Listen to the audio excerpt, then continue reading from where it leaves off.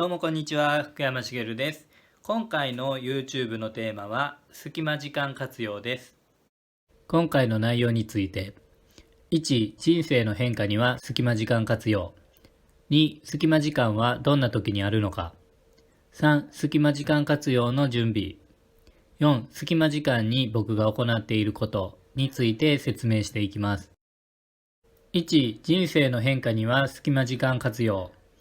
この YouTube チャンネルでは、より良い人生を過ごすために人生資源を勉強しようというテーマで行っています。いろんな資源はありますが、僕は人生の中で影響が大きいのは時間の使い方だと思っています。理由は時間は有限だからです。詳しくはナンバー6、時間という資源で説明していますので、よかったらご覧ください。ただ、現実的には仕事だけではなく、家事や育児を行っている人には大胆なスケジュール変更は難しいかもしれません。そんな方にも隙間時間はあるはずです。1日5分の時間があるとします。1年間で1825分、約30時間です。計算してみると結構多いですよね。映画だったら15本見れます。隙間時間の使い方が自分を変えるのではないでしょうか。2、隙間時間はどんな時にあるのか。会議、食事会、勉強、家事などカテゴリーがはっきりしている時間は認識しやすいですね。ただ、隙間時間って普段は気づかずに流れていっていることが多いのではないでしょうか。こういう時が隙間時間だ。認識するためには定義付けが必要ですね。皆さんの生活でここが隙間時間というのを自分で定義しておきましょう。参考としてですが、僕の隙間時間です。遅刻しないように早めに到着した5分間。トイレの順番待ち、信号待ち、電車の乗り換え、飲食店で注文の品を待っている時間。全体的には待ち時間が隙間時間だと思っています。3、隙間時間活用の準備。隙間時間があってもどう過ごそうかなと考えている間に時間は流れてしまいます。前もって準備をしておくことをお勧めします。まずは1、隙間時間に行う内容を決めておく。複数用意しておくと状況に合わせた対応ができると思います。次に2、行う内容に道具がいるかいらないか分別しておく。隙間時間で物を触れる状況じゃないことがあります。なので道具がいることといらないことを分けていると、パッと時間が空いている時に役立ちます。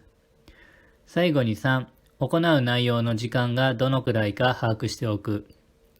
自分では10分くらいかかってしまうと思い込んで、時間がある時に行おうと後回しにすることはありますよね。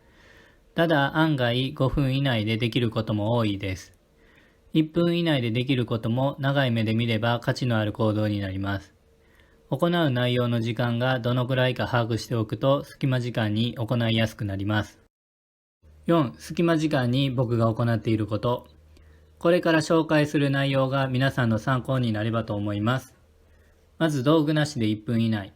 肩甲骨の体操、目の体操、深呼吸をしています。最近は体が資本だと痛感しています。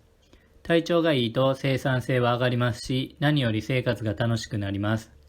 あと、医療費の削減や通院の時間を削減できますね。1分以内でもスッキリすることはあります。次に道具なしで5分以内。一つ目は周囲の観察です。これはじろじろ見すぎると変に思われるかもしれないんで注意してください。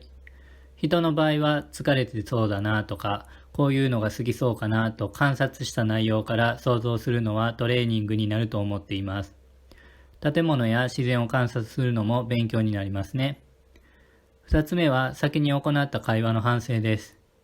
こういう質問の仕方の方が話が膨らんだのかな、もっとこういう風に言えば分かりやすかったかなと反省して次に活かせればと思っています。そして道具ありで1分以内。主にはスマホを触れる時ですね。Twitter の投稿は毎日10ツイートぐらい行っています。気軽にアウトプットできる環境だと思います。あと、エバーノートに雑談とひらめきのメモを入力しています。キーワードだけ書いているんですが、情報の整理に重宝しています。最後に道具ありで5分以内。一つ目は YouTube を見ています。5分以内でも有益なチャンネルはあるので見ることがあります。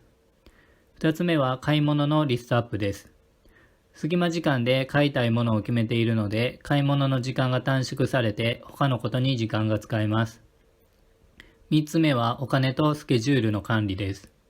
現状把握ができていると肝心な行動が行いやすくなると思っています。今回は隙間時間活用について説明してきました。小さなことも積もり積もれば大きなことになるのではないでしょうか。